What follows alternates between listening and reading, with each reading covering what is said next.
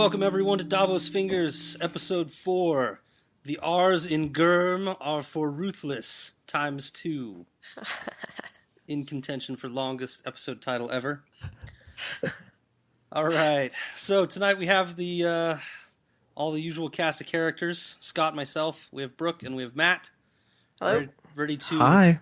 Inundate you with some fun review and analysis of Game of Thrones, chapters 15 through 19. That'll be Sansa's first POV chapter, Eddard's third, Bran's third, Catelyn's fourth, and Jon's third. Just a reminder, we are spoiler-free until the very end of the podcast. We have a special segment then called Davos After Dark, which will go and get all spoilerific for everyone. Don't worry, though, we'll warn you. We'll play a nice little music segment for you to notice and jump off before we spoil anything for you. Also, a quick reminder, if you want to contact us to provide feedback, ask questions, encourage the exploration of a given topic, reach out to us through many ways. DavosFingers.com, which will redirect you to our Tumblr site. You can email us at wearedavosfingers@gmail.com, Twitter @DavosFingers, or you can find us and like us on Facebook. The podcast has been really successful so far. Really excited about all the people tuning in, but we'd love to hear from you. So reach out. So we're going to start today with Sansa's first POV chapter. I think Matt's going to walk us through. Matt, go for it. Well, it was fun to get inside Sansa's head for the very first time, right? It was kind of interesting.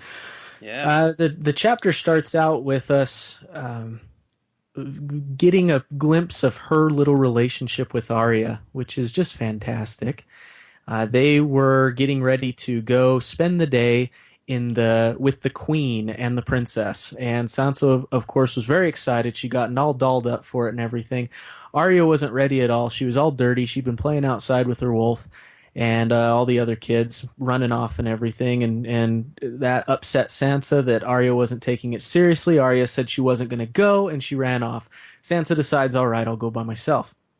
So she goes to find the queen and the princess, and who does she stumble upon but a couple of new characters, 3 to be exact. We get Barristan Selmy, who is the leader of the Kingsguard, or the group of select knights that protect the king. Also meets Renly Baratheon, who is King Robert's youngest brother, and also on the High Council, if I'm not mistaken. Small Council, excuse me. That's a little Mormon coming out in me. The Mormons will get the High Council part. You're right. And Barristan's on the council too. Indeed. Is it all the captain of the Kingsguard gets on the small council? I don't know. I don't know. Anyways, and the final one is Ilyn Payne, who is the King's Justice. In other words, the head executioner.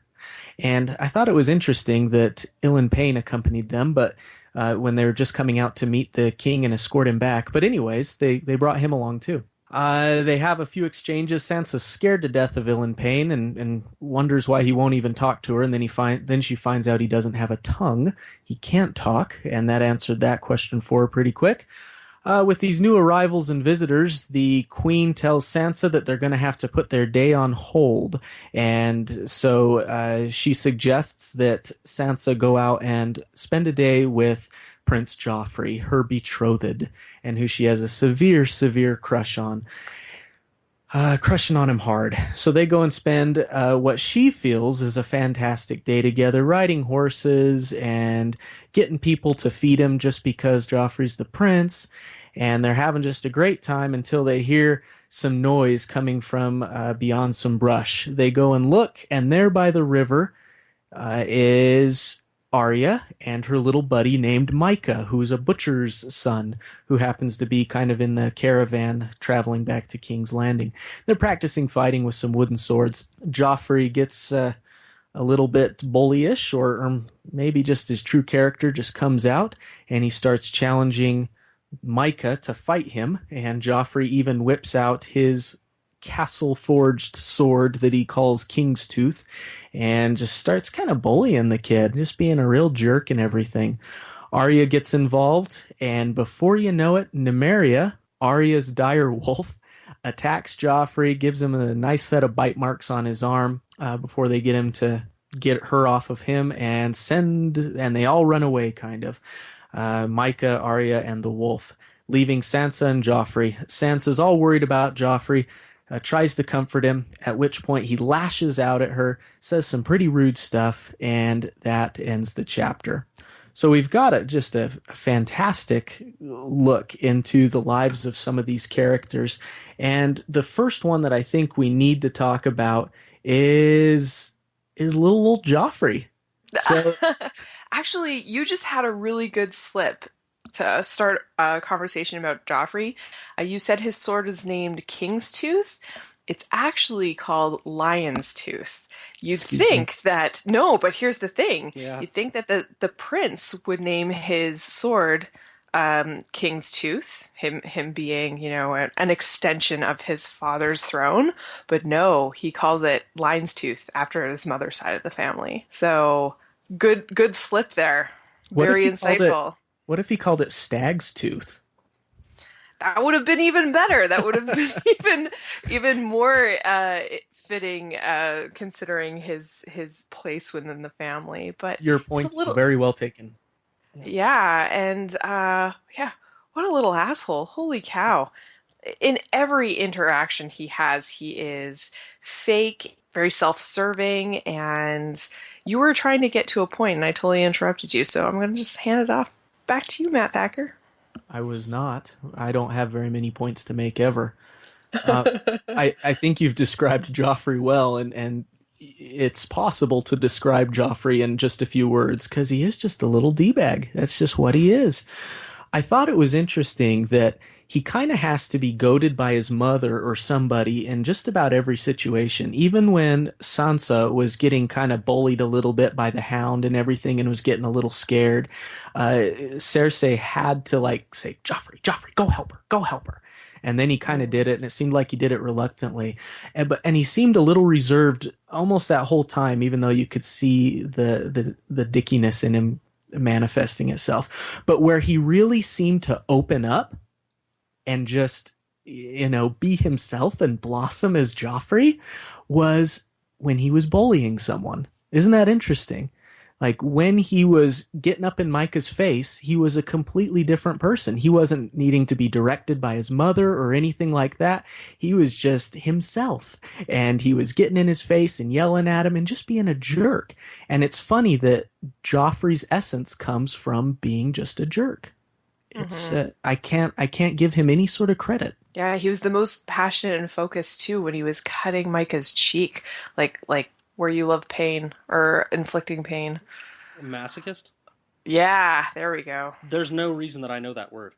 That was really quick. You knew exactly what I was talking about. I just feel like this guy, he has no concept of how to emote things honestly. I think you said it a little bit with the, he needs to be propped forward, before he does anything. The bullying aside, which, if you think about it, bullying is kind of one of the easiest.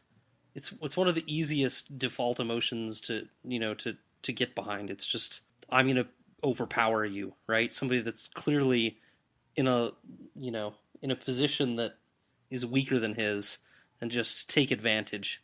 And to me, that's Joffrey in a nutshell. He's just going to take advantage of everything he can. He's got so much advantage because of who his family is.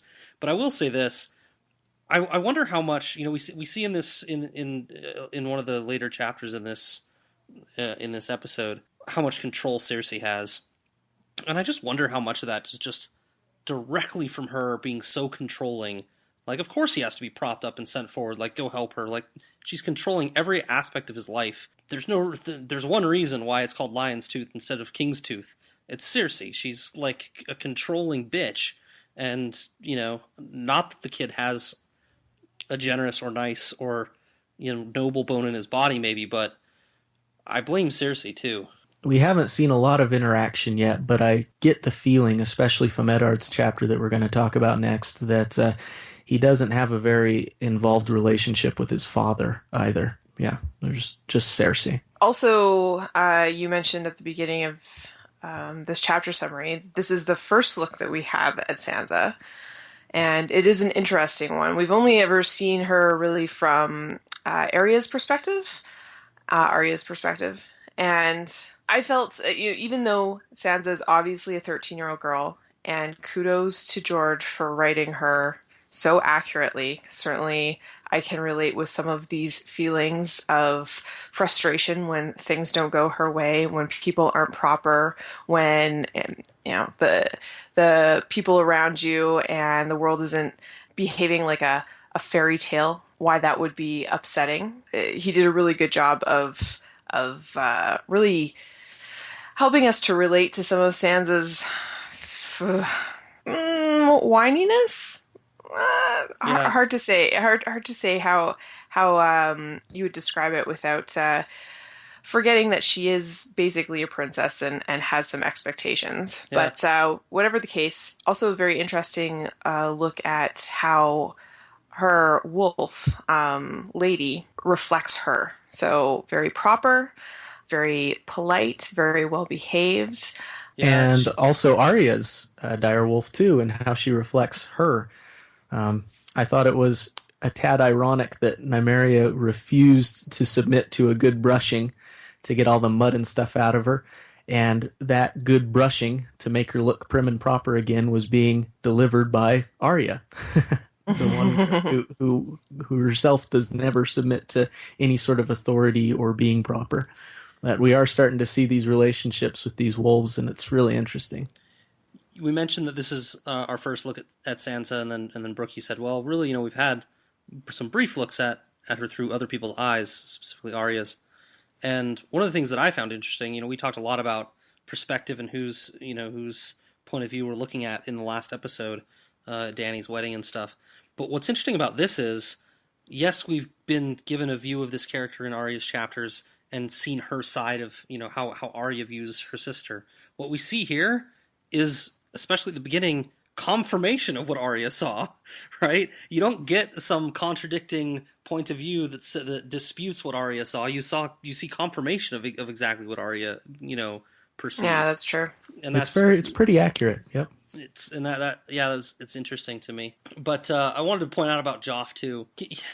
In Mallrats, there's a scene. They're doing a game show. Matt and I are big Kevin Smith fans, but they're doing a game show in this movie called Mallrats by Kevin Smith, and the guy is asked to describe the date that he's going to take this girl on if she picks him, and it's this perfectly cheesy date of all these things that she would like to do. I'm going to take you shopping at the stores you'd like to shop at, and dinner at the cheese house, which you can only imagine is this upscale wine and dine kind of place. But Joffrey doesn't do any of that. Joffrey takes her riding. They're going to track a shadow cat. It's what Joffrey wants to do. I just wanted to point out, he's really just thinking of himself almost the whole time. Good maybe comparison. just trying to impress her too. True. Yeah. I can track a shadow cat, which again is very self-serving. So it's to your point. Yeah, he definitely doesn't have the same infatuation with Sansa as she does with him. Yeah, there's not a lot of reciprocation, is there? Yeah. Yeah. Also, on the riding thing, Sansa spends a good portion of the beginning of this chapter berating Arya about riding with the column and going out and finding wildflowers and hunting lizard lions and all this stuff that Arya is doing instead of being a proper girl. And in that, she includes, I hate riding. You get all sweaty and friction of sitting on the horse, and it makes you sore. And then Joffrey mentions riding. She's like, I love riding. It's the whipping. She's whipped. Yeah, young love / infatuation. Yeesh. Sansa's chapter actually flows pretty well into Eddard's chapter. We don't skip around timelines or geographical areas. So, Scott, do you want to get into that? So yeah, you're right. It kind of goes right into it. At the end of Sansa's chapter, Arya has run off. One thing I don't think you mentioned, Matt, that before she runs off, she actually throws Lion's Tooth into the river. Yes, thank you for bringing that up. And she runs off with Nymeria. They disappear into the forest, and the next thing we see is Eddard pacing around, weary because they've been looking for 4 days for Arya and Micah, who ran off too. And what Ned is told is that they finally found her, and it was one of Ned's men, Jory, that found her. But upon bringing back to her camp, they took Arya directly back to the king. You learn that for this search, the whole party, all the travelers, have holed up at Sir Raymond Derry's holdfast. He's a former Targ supporter in the war in Robert's Rebellion, so an enemy to Robert's cause at the time. I mean, he's in line now. He's not directly in rebellion, but it's an uneasy atmosphere for sure. He had brothers killed in that war, and it's not the best situation. It kind of puts a little more intensity around the whole scene. But so Eddard rushes over to the king, where Arya is, asks for Sansa to be sent there as well, so that she can be there and be with Arya and himself. And he gets into the room, and he calls it a room full of angry eyes. He doesn't have a whole lot of support in that room. It's a lot of Lannisters and Kingsmen, so he kind of feels a little pressure. Robert Triple B apologizes for not having Arya sent directly to him, but says that he wanted to sort out the business quickly.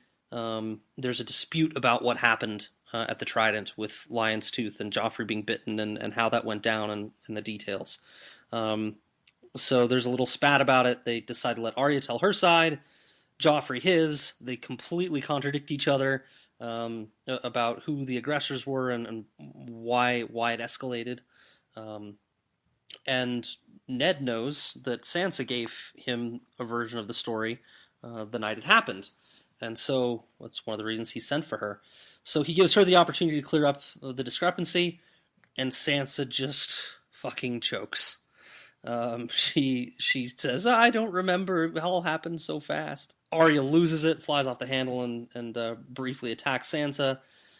Robert doesn't know what to do. Triple B throws his hands in the air. He's like, all right, two kids telling different stories. I don't know what to do. I'll punish my son, you punish your daughter, and let that be the end of it. But Cersei is cagey, and Cersei says, what about the wolf? We can try the wolf. And Robert says, well, there is no wolf. Nymeria ran off. We don't have her. What do you want me to do? And she's like, well, we have a different wolf. We can punish that one. Everyone kind of freaks out on the Stark side. Like, no, you can't, Lady had nothing to do with it. You can't punish Lady. And Robert in the end just says, yep, okay. That'll be the end of it. Let's have Lady put to the death in place of Nymeria. The girls cry.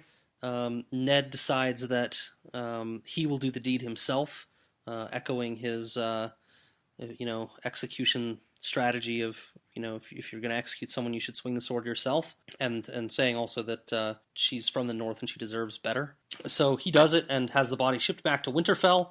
And at the very end of the chapter, the Hound shows up, and he has a big bulging sack on the back of his horse. He says that he has Ned's daughter's pet, at which Ned is terrified, thinking they found and killed Nymeria, and it is Micah, the butcher's boy, who has been cleaved in half. And that is the end of the chapter. So, some interesting stuff in this. I think the key moment in this chapter is Sansa's choke job. It really sets in motion some things, for the relationships of some of these characters in the future. She has here a chance to set things right, to tell the truth. Doing so would certainly cost her in her relationship with Joffrey, who she's supposed to wed.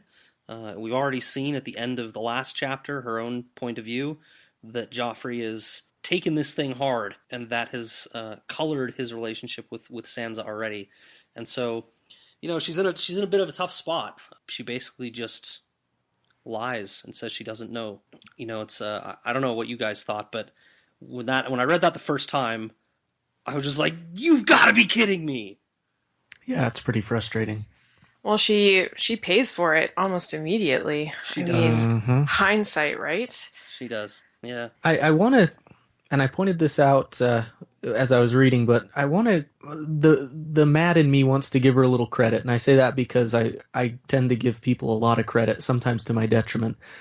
I can't help but wonder, Sansa's pretty put together. We saw that when she was talking to the three new guys, Selmy and Baratheon and stuff, she actually, despite the fact that she was scared, was able to have a very cordial and polite conversation that reminded me a lot of Catelyn. And Mm. I want to give her maybe a little bit of credit here and think about and wonder if she thought, this is the guy I'm going to marry. I'm going to have to rule a kingdom with him and be married to him forever.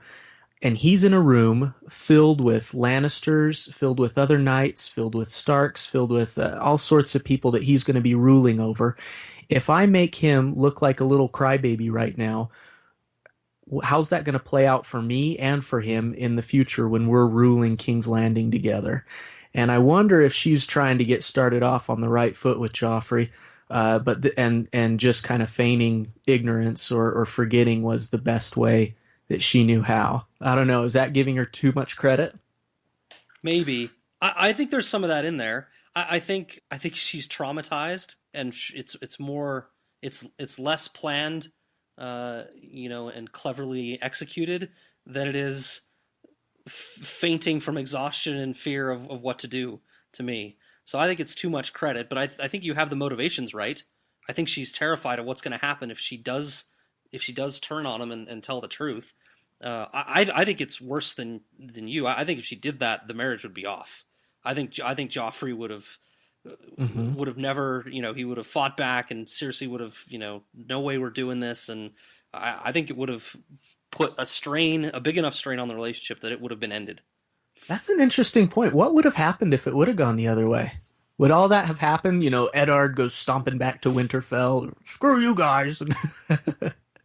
That is a really good point. This could have been a real turning, because Eddard, too, unlike Sansa, who obviously tried to walk the fence, whether you can give her credit for a bigger motivation than just saving her own skin in front of everybody or not, Ned totally called Robert out. Yeah, he was pretty belligerent. Yeah, and between Cersei demanding wolf blood and Ned, putting their friendship on the line, for the feelings you have for me, telling Robert that if he's gonna execute a wolf, he should do it himself. Like, very belligerent, and Robert, to his credit, doesn't rise to any of that. He, I guess, is benevolent when it comes to Ned and just ignores it, which is the best thing he can do as a king, because the alternatives are looking weak and rising to that bait, or punishing Ned, but he knows he can't because he needs Ned as the hand. And anyways, Yeah. had several key decisions been different here, had Sansa chosen to tell the truth, had Robert actually been the king that he could have been, had Cersei had her mouth sewn shut by somebody at some point in time, that would have been great. I think you're right that the what we see in the future of these books would have been very different. Well, and one more decision point too. We know Eddard has summoned Sansa. He says it specifically in the chapter that he summoned her because he heard a version of this story already from Sansa's mouth. And yet when she says nothing, he doesn't prompt her. He doesn't push the envelope to hear the story. Why doesn't he do that? He also makes a choice not to push this to get the real outcome, right? Which is, I don't know. It's very interesting to me why he keeps his mouth shut. Yeah, maybe he just doesn't want to add to Sansa losing credibility. You know how, like it. Did you guys ever work customer service as teenagers? And Yeesh. and the best thing you can do as a manager is just to support your people, no matter what. So. Well, I wanted to point out too. Brooke, you say that she pays the price immediately. And oh gosh, I'm gonna make another Kevin Smith reference already. Two in the span of 30 minutes. There's this great part of Clerks. It's one of my favorite bits that Kevin Smith's ever done, where the character Randall is talking about the second Death Star and how when it got blown up, it never sat right with him in his conscience, and he figured out why. And it was because it wasn't all the way built yet, and there were all these workers and aluminum siders and painters and decorators and all these people trying to finish the job at the Death Star that got blown up along with, the military, people, the soldiers. Think the average stormtrooper knows how to install a toilet main? And he said it just didn't sit right that there's all these innocent victims. And there's a roofer in the store listening to this conversation, and he weighs in and he says, hey, don't feel bad for them. They knew the job they were getting into when they took this job, and they knew the risks. And Sansa is like one of those contractors, but I don't know whether she knows the stakes of the game she's playing, right? Mm. She goes in there, and whether she's doing it with machinations like Matt is suggesting, or whether she's just fainting like I'm suggesting, or whether it's somewhere in the middle, I don't know if she realizes that, Lady could die over this, or your sister could die over this, or who knows what. Like, does she know the stakes she's in now that she's out of the friendly confines of Winterfell? Somewhere Kevin Smith is punching air and he doesn't know why. A good comparison. Yeah, this is the quickest lesson she could learn, to reference the title of this episode. This is where the ruthlessness starts. Yeah. Because she's not shown any mercy, even if it is through innocent ignorance. It's just, thrown into the game. You're playing now. It's a game that's really run by the Lannisters, isn't it? I think that was made strikingly clear through this chapter. Robert just wanted to get the whole thing over with. He just seemed like he was just bored. This is a guy that runs a whole kingdom. He doesn't want to sit here listening to the squabbles of two little kids. He just wants to be done with it. It should have never happened in the first place. You sense a certain amount of embarrassment in him for the way that Joffrey acted. He knows that Joffrey was a little D-bag about the whole thing and all that. He just wants it over with, but Cersei pulls the strings, and she got what she wanted in the end. And it was just a small thing, to her probably it was a small thing, just punishing a couple kids, but it's indicative of their relationship. Also, it's also a good lesson for the reader, too, because our world has been so focused so far on the Starks, and these wolves mean so much to us. But in the bigger reality of running a kingdom, sentencing one wolf to execution just to appease your wife is not a big deal. It's like, it's just another evening of making tough decisions as a king. Give her a dog. She'll feel better about it later. Yeah. I'm going back to my room. Bring me some alcohol. And we're I'm done horrified for the night. and exactly. We're horrified and heartbroken, but in the grand scheme of things, it's nothing. It's nothing, and we have to learn that lesson too. And it's a harsh one, but it should set us up. Does it? Does it set us up? I don't know. A lot of heartbreak in this series. Yeah, mm-hmm. I just want to throw it back out there. My mom taught me that honesty is the best policy. And The Godfather taught me. But don't ever take sides with anyone against the family again. Ever. This chapter went a long way toward me despising Sansa. Oh, man. You despise her, Scott? You actually despise her? I don't know, man. It hurts. She's like a 12-year-old girl. Let me put it this way. There was a small part of me that when Lady died, I was like, bitch got what she deserved. Mm-hmm. A very, very small part. Most of me was sad. The small part was like, you know what? You had power here, and you made a dumb choice. Not a dumb choice.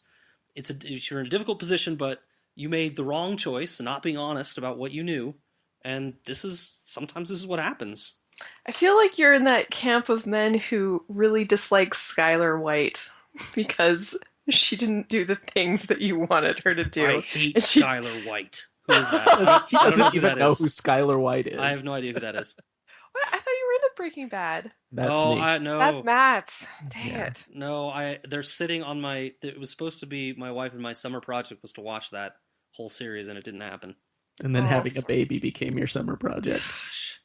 Babies. Not making, having. Yes. Thank you. Okay, never mind then. Well, okay, that's fair. You are maybe not as forgiving as some. This I scares just me. attribute I'm it to just putting a little note in the back of my brain. I Do not said it was a cross small God. part of me. A small part. she's 12, man. She's a kid. But I do think it's brilliant that usually or protagonists in a story, no matter how young or how old they are, they're set up to make the correct choices, and sometimes they make a wrong choice here or there, but in the end they always make the correct choice. George R. R. Martin writes Sansa as a character that makes the choices a 12-year-old would make. It's not a 12-year-old making a choice that a 40-year-old would make, like we get in some fiction.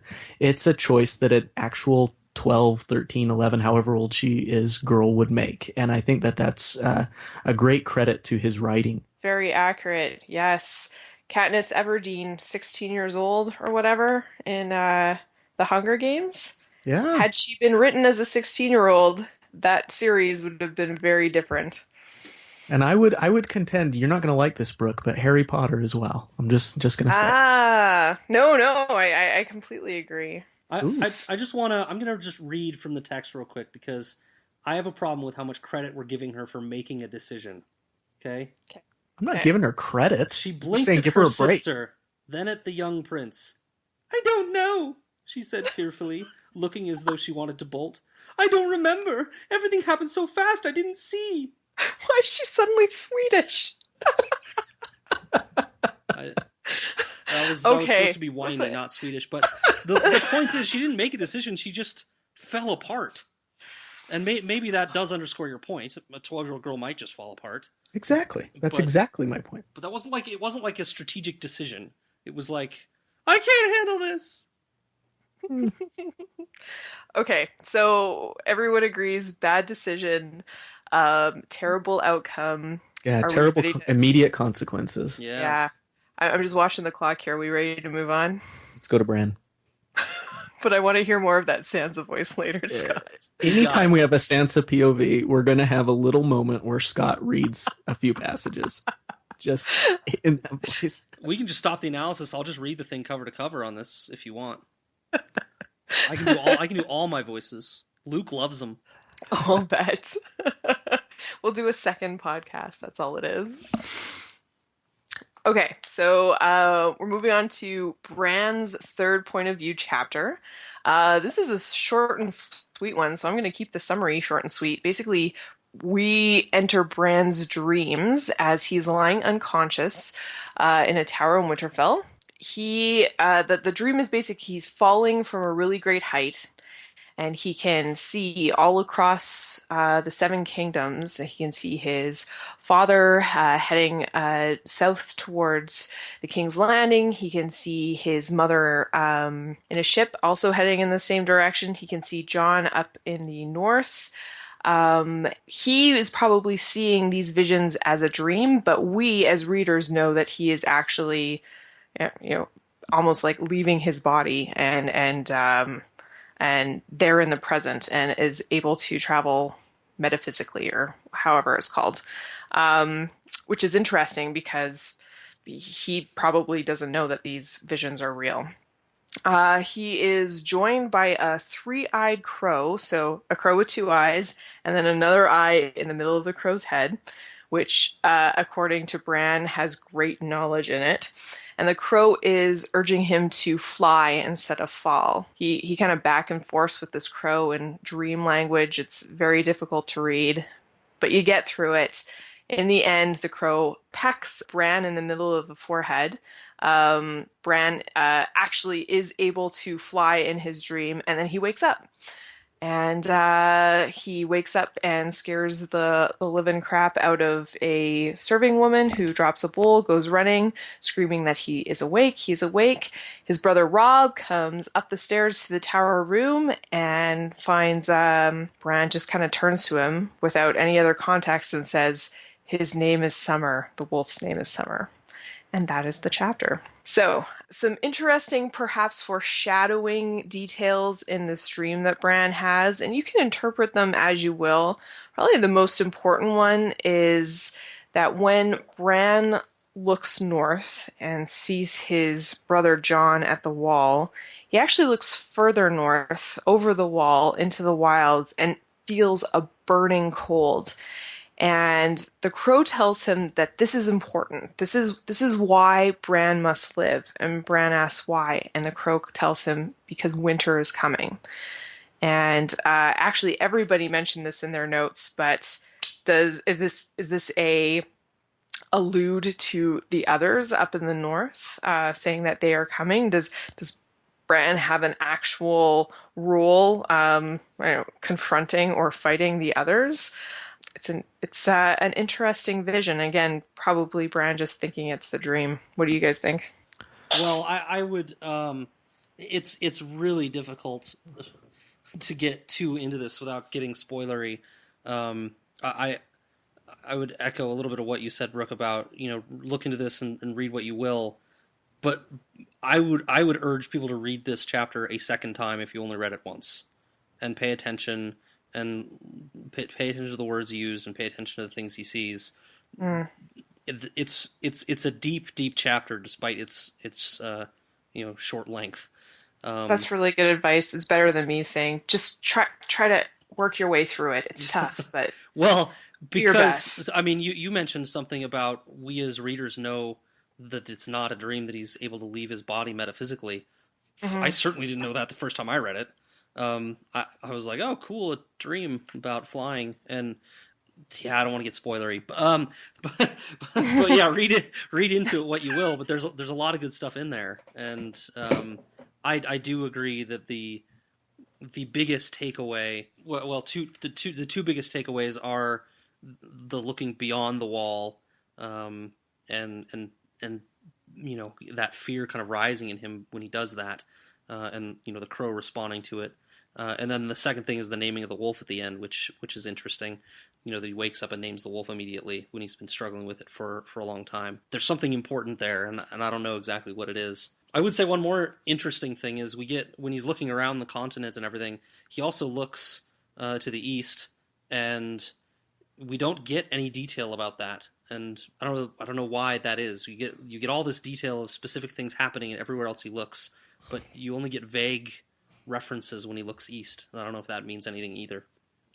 I wonder if it's just because it's not. There's nothing immediate there for him to latch onto. Maybe he saw his dad, his brothers, his mom, and those people in the west, but not in the east. But nevertheless, it's something intriguing to think about. I do like that the naming of the wolf was in direct antithesis to what kind of affected him most in that whole vision, which was looking beyond the wall and that burning cold, with winter is coming. And so in direct opposition to winter, he names his wolf Summer. Yeah, you'd almost think it would make more sense if he had named the wolf Winter, Yeah. or like Rob's wolf Grey Wind, something to do with the north. But and keep in mind, Bran has only ever known Summer too, so it's almost like he shouldn't be so aware of it. If it's all you ever know, you're going to take that for granted. He is aware. I don't know how much more we can talk about this chapter. Yeah, I was just reviewing notes. Two maybe specific things that he sees while he's looking that I'll bring up. Just otherwise we can make this quick. He describes some of the people in Eddard's camp, and one of them is called the Stone-Clad Giant. Do you guys know who they're referring to? Who Bran's seeing there? Is that Ilyn? The one where he lifts the visor and it's just blood and ash underneath? Yes. I wasn't sure either. I thought about it. I think it's a metaphor. I agree. I think it's something to do with something bad's going to happen. Interesting. I'd almost say it's Robert. Oh, you want to say it's Robert? That's interesting. Yeah. It's also one of the things that's interesting about what he's seeing, and I'll get to a specific example in a second, is he's seeing very specific things that we know, we've just read, are happening, right? Mm-hmm. They are happening. He's seeing them, and it's almost more of a dream. It's like he's seeing them, right, as they happen. But it also is mixed with this stuff that there's clearly metaphor, right? And that's a little weird, right? Usually your dreams are just all, crazy out in La La Land, but or things that you've experienced yourself, obviously, that you're reminded of. But this is a little mix. It's also one of the things that he notes is Arya's secrets in her heart, which means he isn't just seeing what's happening, he's actually perceiving something that one of his siblings is feeling or thinking, which is beyond a dream. So there's definitely stuff going on. Yeah, that's a really good point. And I wonder if that's why it kind of hurt so bad when the crow started pecking at his forehead, because the crow's implying that Bran doesn't quite have that wealth of knowledge symbolized by the third eye that the crow has, and it's going to take a little bit of work maybe to learn that. So he's come a way already. He can perceive some of what's going on with Arya. He can see other things, but other stuff doesn't quite make sense to him yet. And that's where I think that third eye is going to come in. And I think the pain in his forehead alludes to the fact that it's not going to be easy. Okay, I know I said that was the last thing, but there's one more. Sorry. The repression of the memory. So he has this vision of the blonde haired person or whatever. All right, the things I do for love. And yes, and the crow says, "Don't think about that right now. You can't use it." Right? That's interesting. Mm-hmm. Yeah, ignore the past, move forward, fly. So readers, take Scad's good advice. Reread this chapter a couple of times. Definitely make your own interpretations. And let's move on to Catelyn's chapter. Matt? Let's. So Catelyn's on her way to King's Landing in the company of Sir Roderick Cassel. They hop a ship and are going to go by boat to try to get there ahead of Ned, head him off and warn him of what they think is going on in terms of Starks having assassins sent against them and such, and the whole Lannister blade thing. So they end up arriving fairly quickly. They on a voyage with some traders, I believe it is, from the east, and they're renowned for their sailing, and so they are able to arrive quite quickly. So Catelyn arrives. She notices all of the different Targaryen history that's there. A beautiful sept, which is kind of like a cathedral, a place called the Dragon Pit, and of course the Red Keep, which is kind of the where the king hangs out. So she gets there, and Sir Roderick says he's going to go find the man-at-arms who works for the king and talk to him about the knife, because if anyone would know who the dagger belongs to that was used in Bran's assassination attempt, it would probably be this guy. So Sir Roderick goes to find him, and Cat hangs out at an inn. But it turns out someone knew she was there, and so they came and some men from the local police force essentially came and picked her up and took her to the palace, where she runs into an old friend of hers, Peter Baelish, otherwise known as Littlefinger, who she grew up with in River Run. He was a ward to Catelyn's father, and so they grew up together, and he's now risen to a sort of prominence in the government of Westeros as the Master of Coin, meaning he's in charge of the kingdom's finances. She talks to him, and he's very nice to her and very apologetic about them coming over to where she was staying at the inn and calling her off to King's Landing and everything. Then she meets another guy named Varys, and Varys is this cute little dude. He's this bald guy with no hair. Cute little dude. He's all giggly and stuff like that. And turns out he's what's called the Master of Whisperers, meaning that his whole job is just to know all of the secrets and basically know everything that's going on in the kingdom, both at surface level and below the surface too. He just is. It's his job to know everything. And somehow he knows that she has the dagger, even though they haven't talked about it to anybody yet. And they start talking about it, and the chapter ends with Peter Baelish saying that the dagger had belonged to him. Dun, dun, But dun. even more, that he had lost the dagger in a bet. And the person he'd lost the bet to was Tyrion Lannister. who bet against his own brother in Yes, to win in the thing. a jousting tournament, right? The mystery deepens. It does. I think probably the most important thing about this chapter, at least the part that stood out to me, was just getting to know a couple of these new characters. You got Littlefinger and you've got Varys. Interesting characters. Do you guys see them as major players? Who are they? How are they going to pan out? So we've spent most of our time in Winterfell, right, or on the road to Winterfell. We're now introduced to a new arena, and there are new players in the arena, and these are the first two we get to meet. We don't know how big of players they are. The Master of Whispers certainly sounds important. Certainly sounds like he knows a lot of stuff. I was impressed by him initially. Peter seems kind of like a little conniving, kind of self-serving, obsequious kind of little guy. I don't know. I clearly obsessed with Catelyn and that history.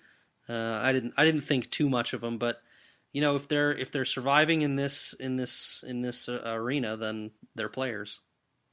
Certainly not the. Sorry, go ahead. You go. I want you to go. Okay, I'll go.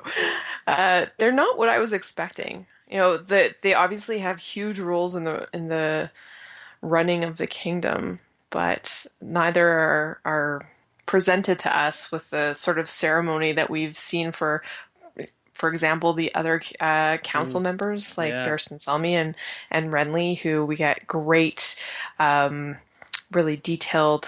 Not exotic was the word I'm thinking of. Just they're larger than life. True, we're also seeing them from Sansa's perspective, but and Catelyn knows and has a history with Peter. I love that she brings up for us the fact that Peter challenged her betrothed at the time, Brendan Stark, when Brendan was 20 and Peter was 15, probably against Catelyn's wishes. She probably wasn't like, oh Peter, please fight for my hand. I'd much rather have you. And he's a squirrely little sucker too. Yeah. I'm sure the nickname Littlefinger, which not really a spoiler, is because he hails from the region in the Seven Kingdoms called the Fingers, which are like sort of like fjords of land out into the sea, and he got the nickname Littlefinger, perhaps because he was son of the Lord of the Fingers, but also probably because of his stature. It's an apt nickname, and certainly sets the tone for how we should perceive him. And nickname he owns up to, right? He uses it himself, yeah. Right? He kind of loves it. He's like, I'm glad you pointed that out in your notes. Yeah. It's just like how Tyrion Lannister embraces the nickname the Imp, and how he urges Jon to embrace his identity as a bastard. Peter's owns Littlefinger. He is the master of coin for the entire kingdom. He's done well for himself. Yeah, for a guy who's come from and I believe it's Littlefinger because he's from the smallest of those fingers. So is it? The smallest, sorry. Little place in the fingers. So no, it's to your point that he's come from essentially nothing, and he's managed to get to a very high level in the kingdom. So there's obviously something to him. But I love how you pointed out that their introduction is decidedly different from some of the other guys that we've met. They kind of just sneak in and really kind of sly and stuff and slithery. Yeah, it's not grand or anything. It's very backdoorsy. You're right. We get grandiose introductions. They're in their armor and glowing descriptions. You're right. It's from Sansa's POV, but we get grandiose introductions to these other characters. This is very backdoorsy. They summon her behind closed doors. It seems kind of secret. Kind of exchange of information. Kind of who knows what. Yeah, it's very almost kind of clandestine kind of a meeting. Instead of out in the open and brazen. I wanted to say I'm with Brooke, Matt. I thought it was just because he was a tiny guy and he was from the Fingers. We'll have to do some research on that one. I don't know, Matt. Do research. You'll find it. It's there. I will find it. Yeah, okay. I believe you. Also, I'm really afraid I'm going to use the term backdoorsy out of phrasing it incorrectly over the I don't know what that week at says some about your point in personal time. life, Brooke, but just be wary, I guess. It's gonna just be stuck in the front of my brain. I'm gonna blurt it out to like the president of the company or something. He will probably appreciate it. Yeah, he would. Yeah. So I just wanted to point out too. I do this. If you guys hate hearing this stuff, send me an email and tell me to leave alone the history thing. History lesson. We love it. No, Yeah. it's great. It deserves its own theme music too. Professor Scott. So they meant that you hear this all the time about, you know, the Targs took over 300 years ago, and that's when King's Landing was built.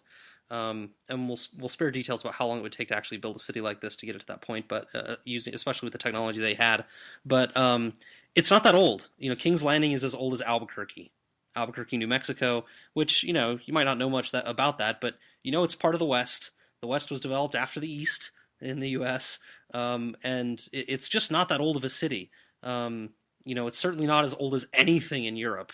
You know, so just George doesn't make it sound like a modern city or anything like that, but just keep in mind that it's newer than the others. You know, it doesn't have the rich sense of history. You might get a sense when you meet its people that it's kind of more of a melting pot where people are just kind of thrown together rather than a sense of a place with its own history. Just keep that in mind. When Catelyn was describing it, it kind of felt like she was giving it a new money kind of nose tilt. Yeah. Yeah, Albuquerque. Famous for Walter White. There we go. That's all I know about it. Yep. I didn't even do that intentionally. Well, thank you for doing it anyways. Have we exhausted Cat? Anything else that we want to discuss? Well, we didn't talk too much about our stunning understanding that Tyrion owns the blade. Do we want to talk about that? Here's what I'll say. What's there to say about it? Well, because Tyrion, we talked in one of our previous episodes about how Tyrion skillfully navigated the waters of trying to get information out of this whole event of Bran being thrown out the window, and you know, trying to navigate through that to gain information. And yet here he is, you know, and he seemed very genuine in you know, kind of hoping that the boy would wake up.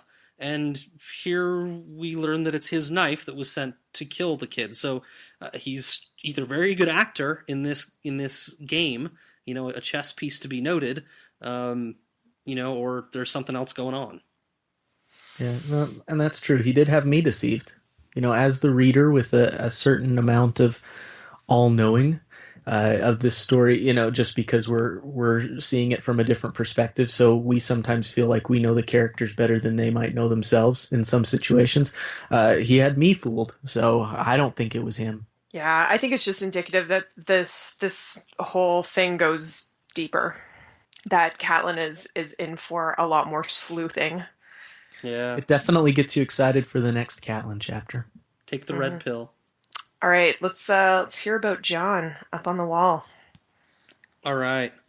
So we get another look at Jon.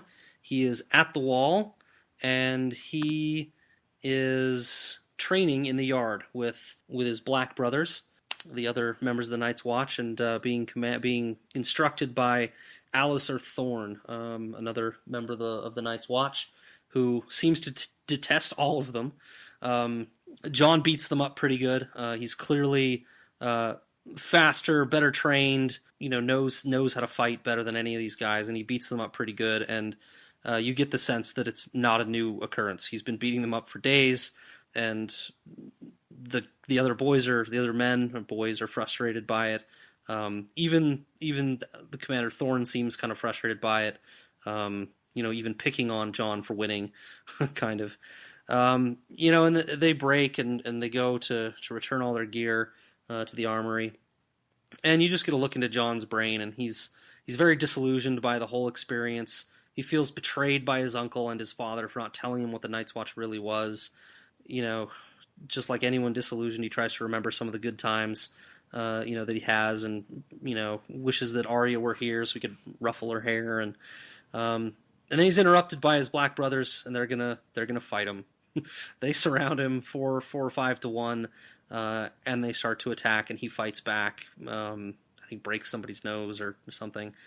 And then that scuffle gets interrupted by Donal Noy, an awesome character in this series. I don't care if I'm spoiling it or not, but he's cool. He is a blacksmith. He's lived a long life as a blacksmith for a blacksmith of the stars, if you will. He's was associated with Triple B's brother Stannis, who we have yet to meet, but was supposedly built the warhammer that caved in Rhaegar Targaryen's chest at the Trident. He lost an arm in battle, and now was sent to the wall after that when he couldn't really perform in his usual role. So he gets rid of everybody and sits down Jon and tries to teach him a few things about the wall. You know, that this is where you deal with the truth of life and who everyone is. There's no running from problems. You've got to confront everything. Jon gets all whiny, tells Donal Noy that he hates it here, and Noy kind of flips the conversation on its ear and he says, "Jon, you're a bully." And Jon is just flabbergasted by this. Jon is used to being the bastard, the one that gets bullied, the one that has to take it from everyone else.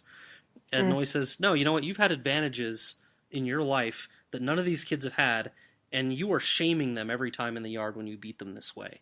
And you have a choice. You can continue to do that and risk your life because they won't take it forever before they put a knife to your throat and kill you, or you can help them be better and embrace this brotherhood that you're here for. You know, try to make the best of it and help these people out because they're your family now." And Jon I think he takes it to heart, right? And he walks out, and he doesn't know exactly what he's going to do, but I think he takes the lesson to heart.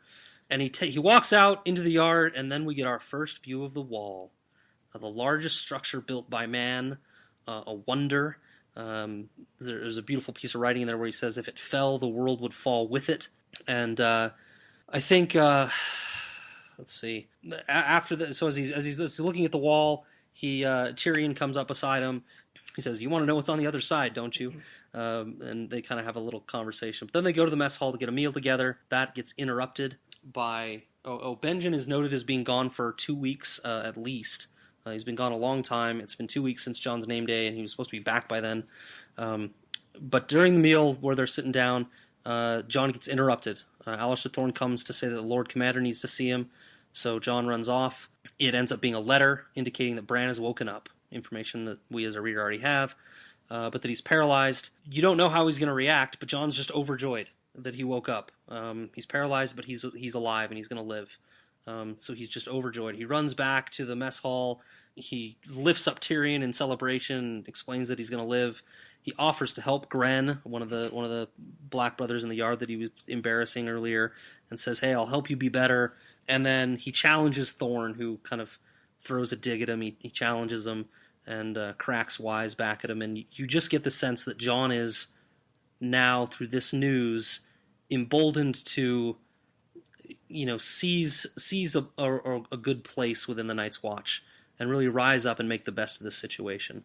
And that's kind of what you're left with at the end of this chapter. I was so excited to get into this chapter because I love the whole, setup of the Night's Watch.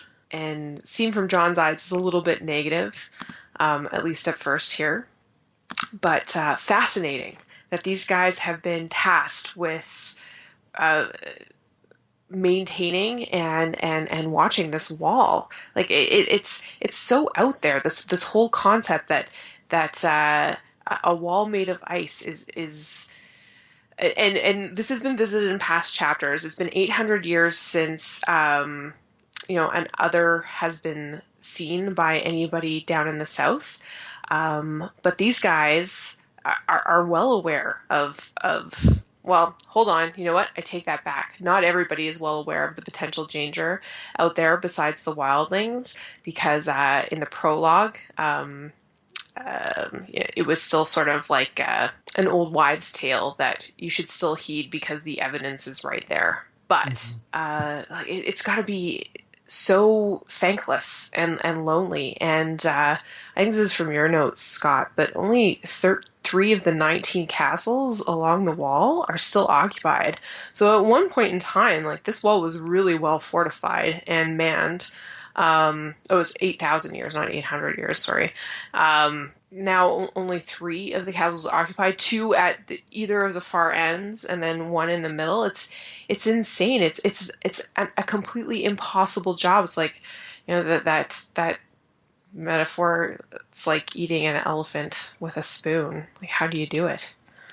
Yeah, the 3 of 19 castles thing, and how many, drawing from last episode's discussion about how big this area is. I didn't bother trying to get a real reading and measure and try to see how many miles it was, but based on last chapter, when I did do some of that measuring, I would guess that the wall is about 400 miles wide. That may be wrong. I'll go look and update next episode maybe, but 400 miles wide is an incredible distance to try to measure with one castle in the middle. Like, you couldn't do it. Like, I don't. If their goal is to monitor the wall and make sure no shenanigans are happening, they can't do it with one castle across 400 miles. Like, it's just not going to happen. Right. And I think that just goes to show what the opinion outside of the wall is of the wall and the Night's Watch. Yeah. I think Westeros as a whole has become a little bit, I don't want to say negative or pessimistic, but maybe just apathetic about any sort of threat that lies beyond the wall. And I don't know what kind of funding they receive from the government to maintain the wall, but it seems like it's taken quite a low priority, just because they haven't seen any real threats from it in how many thousands of years. Now, obviously, the Night's Watch sees those types of threats all the time with wildlings and stuff like that, but no one else does. And so to everyone else in Westeros, the Night's Watch is really just a place to send convicts, just to get them out of their hair. I think it's not held in esteem. It's not held as anything really important. It's just a repository for former convicts. And that's too bad, because we see it for kind of what it really is and the role that it does play.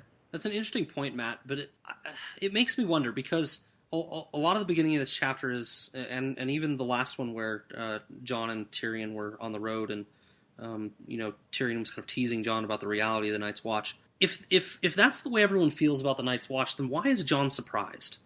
This is something that I don't get in the writing here with Jon, the evolution of this storyline, is like, he shouldn't be surprised by this. He should know the score of what this is like and who the people are, and that it is where convicts go. And if that's the reality, then why is he surprised? I think that was Benjen's doing. I think so too. Like, whenever he came down to visit, he probably wasn't telling him about, how they struggle to feed all of these dudes with poor attitudes and terrible pasts. Probably tried to play it up like it was more honorable than it is. That's interesting. And that's Benjen's personality benefit, too. Or is he trying to get Jon up to the wall, do you think? Oh. I don't know. Yeah, maybe. He was the one who first suggested it. Yep. But he does also say you don't want to do it when Jon asks. You think that was a bit of a, no, you don't want to do that? Yeah, I know he was totally playing to a 14-year-old. Well, just to a kid in general, that's how we get our children to eat, is we say, don't you eat those potatoes. And the first thing they do. Nothing tastes better than defying authority.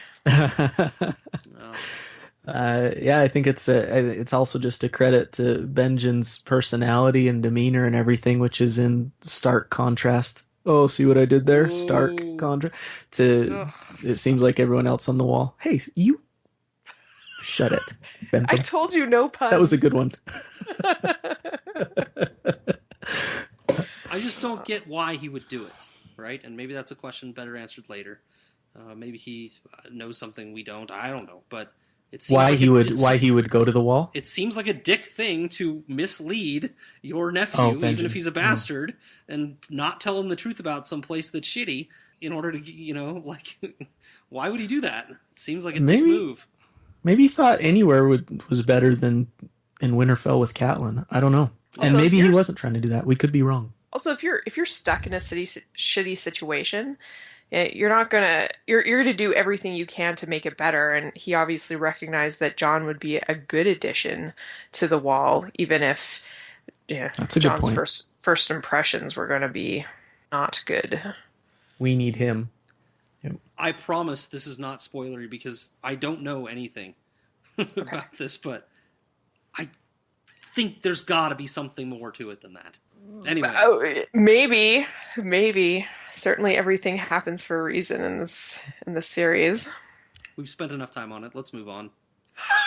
Sorry. Okay. I'm just really big bullheaded about this point. Okay, let's move on to where we can be spoilery. Readers, thank you so much for joining us this episode. We really appreciate it. Again, check us out at davosfingers.com. We have many ways to share the love, and also if you want to get a hold of us and ask us any questions or bring up any topics that you want to hear about, please let us know. Now it is time for Davos After Dark. Do you mind if I just announce real quick the readings for next time? Oh, yeah. You know what? Yeah. That would really help. Thanks, Matt. No problem. No problem. So we're just, they can figure it out themselves usually because we're just reading 5 chapters every time. But so for next time, we've got Eddard's 4th chapter, Tyrion's 3rd, Arya's 2nd. We get back to Daenerys with her 3rd chapter, and then we get Bran, the first post-wake-up Bran chapter. So and you can always find that list on our Tumblr site. Davos After Dark. Cue the theme music and go. Davos After Dark. Oh, so much. Oh boy. Can we just, while we're still on the topic, discuss perhaps Jon's ultimate role on the wall? Scott, you said you don't know anything, but we do know something. Jon becomes the actual what is the role? The head Night's Watch guy. The Lord Commander. Lord Commander, Lord yes. Commander. But Benjen didn't know that would happen. Benjen seemed to have a pretty good handle on Jon, maybe more than anybody else. I don't know if and then he would become Lord Commander, but conveniently disappears. Yeah. I'm going deeper than that, even. Cold hands. I'm going with something along the lines of Benjen knows something about Jon's heritage or person or who he's meant to be, something deeper. Oh, you think he knows I don't know. He knows the secret. I can't reconcile his behavior towards Jon if he really, unless he just doesn't like him. I can't reconcile the behavior he's giving him unless he knows that there is some specific reason that Jon needs to be at the wall. And it's got to be bigger than he could be a good leader someday. You know what I mean? Like, was that your impression of me? I don't know. Maybe. The voice was way up. What is wrong with you? At least I didn't turn it Swedish. That's true. That's, you know what? This is another dummy move that I never thought of it that way. Of course, it would make a lot of sense that if Benjen knew Jon's parentage, then he would also know that he has the blood of the dragon, and that might come in handy because Benjen knew about the dragon glass. There's something about Benjen. Yes. Just the way that he interacts with Jon, there is something different. And I thought about that too, especially in that early chapter with when they first were talking about the Night's Watch. There's just something different about him. Yeah, and his relationship with Jon. In one of the first episodes, I said, you don't get much from Benjen. I think that's exactly what I said. And you don't. We don't know almost anything about what motivates him, why he's at the wall, why did he go to the wall? Like there's very little that we know, but there's something. He's a Stark. He's not some bumbling, Fredo, to make another Godfather reference. He's a good dude and he knows things, and there's got to be motivation behind what he's doing. He recognizes something of importance at the wall, and he's going to get there, and he's going to get, the right people there with him. And what that is, I don't know. But you're totally right, Scott. Like, there's no way that a son of a Stark, especially one as well set up as Benjen was, would just go to the wall just for fun. It just, I don't know. It doesn't add up to me. Yeah. Yeah, I agree. Yeah, looking forward to that being one of the ends that are tied up. Hopefully, by the end of the series. He has so many ends to tie up in 2 books. Is it 2 books still? Is that what he's saying? It's 2 books? That's what he says. So many loose ends. Probably be like so 4. Excited. I don't believe that troll. Okay, so... Wolf names? Oh. Yeah. So, let's start with Summer. The naming of Summer. Was this you, Matt? Could the names of the wolves be hints into the destinies of the kids? All Totally. caps lock. Yeah, totally me. I love it. I think that's a cool theory. I am the king of theories that are completely unsubstantiated by any sort of evidence. Please, But please enlighten our readers. I think there is a little bit like in this one. So, but for example, Serial Pharrell, who we're going to meet later, totally Jacques and Hagar, or however you say his name. It's the same guy, unsupported by any sort of evidence, but that's how it is. And that's kind of how I feel about these wolves. I think that I think their names and everything play a big role into how the kids actually end up. For what it's worth, I like this theory better than the Serial Pharrell lives to this day as Jacques and Hagar. Yeah, there's a little bit more to substantiate this one. But so, for example, Grey Wind. Grey is kind of a Stark thing, and Rob's success in battle, he was very much a hit and run type commander. He'd go in quick and then he was gone, and a lot of battles at night and surprise attacks and things like that. And his rise and fall was fairly quick too, just like a gust of wind. Things like that. We could go through all the kids, but yeah, no, great. Awesome. What, you don't even want to talk about Ghost, the coolest one? The coolest part of your theory is Ghost.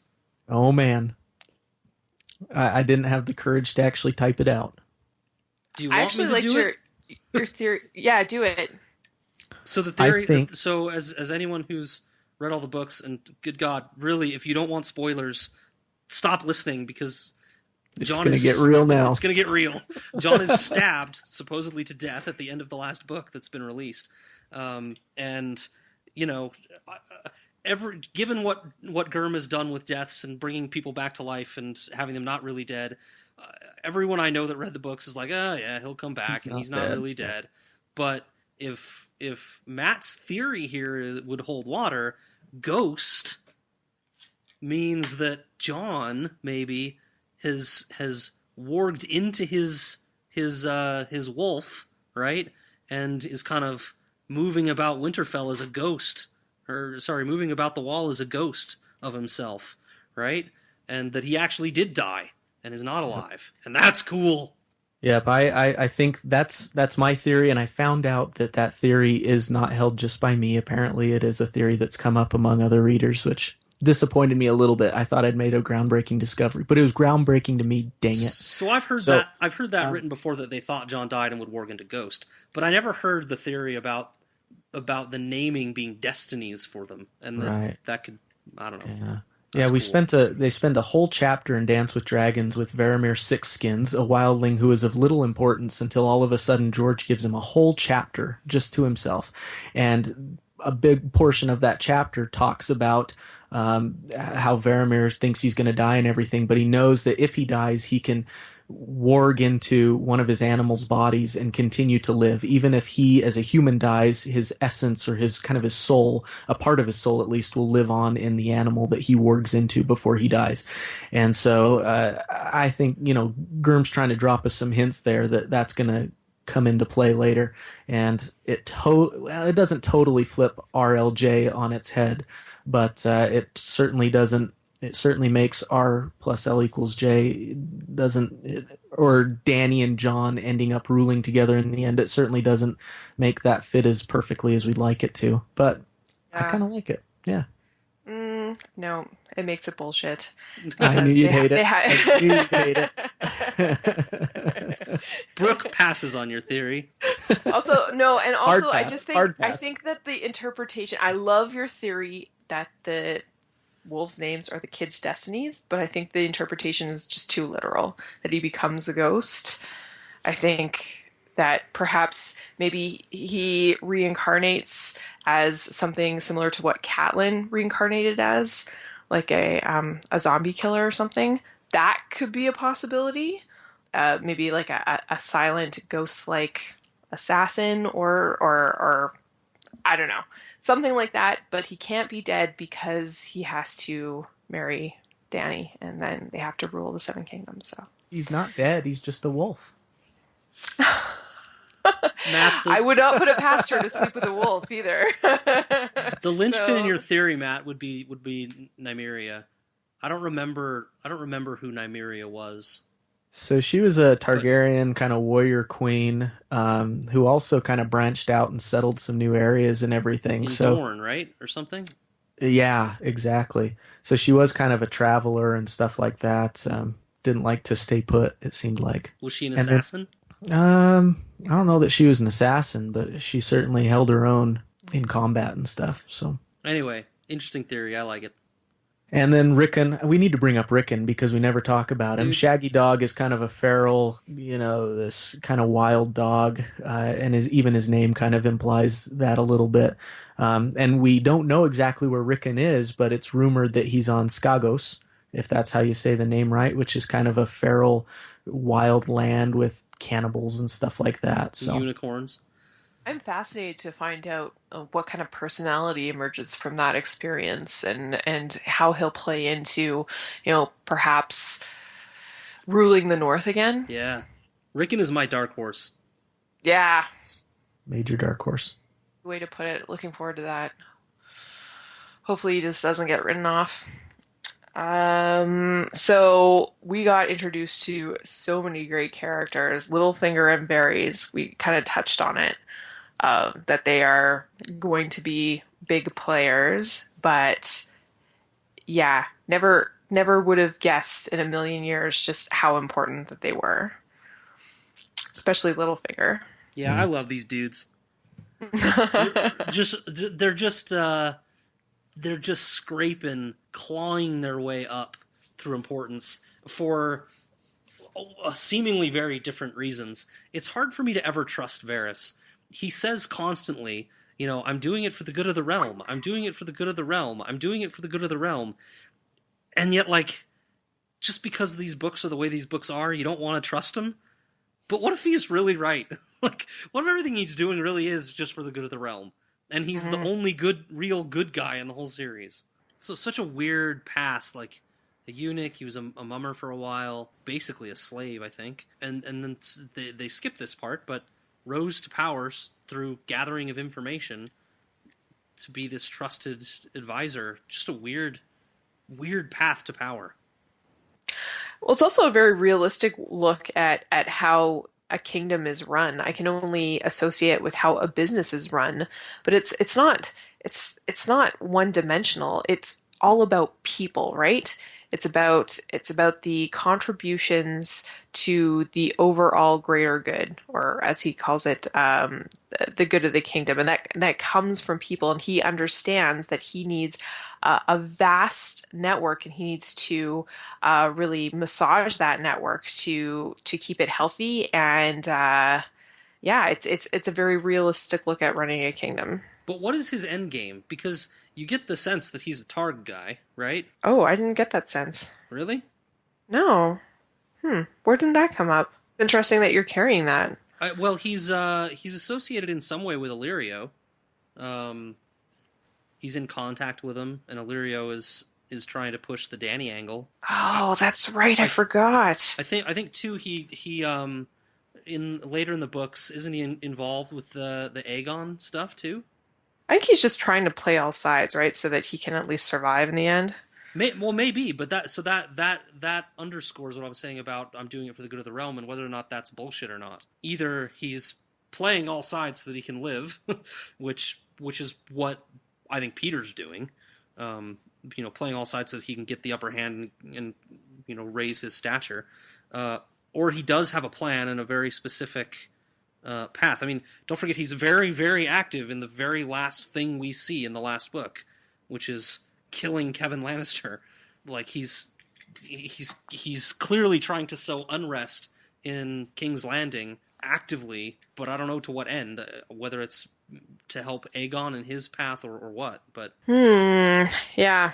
I gotta reread the last couple of books. Seriously, I keep on forgetting all of these delicious little details that are happening, and it's a lot to remember. But also, maybe I shouldn't, because that always colors, your interpretation of rereading the first one. Yep. Anyways, anything else that you guys want to Davos After Dark? Are we really gonna get out of here without talking about R plus L equals J? Because that would be awesome. We we already did. A little bit. That even if Jay was a wolf, a ghost wolf, it could still come happen. true. All right. So I think it's time to wrap it up. Yeah. Thanks everyone for joining us, and we will see you in 2 weeks. Bye. Bye.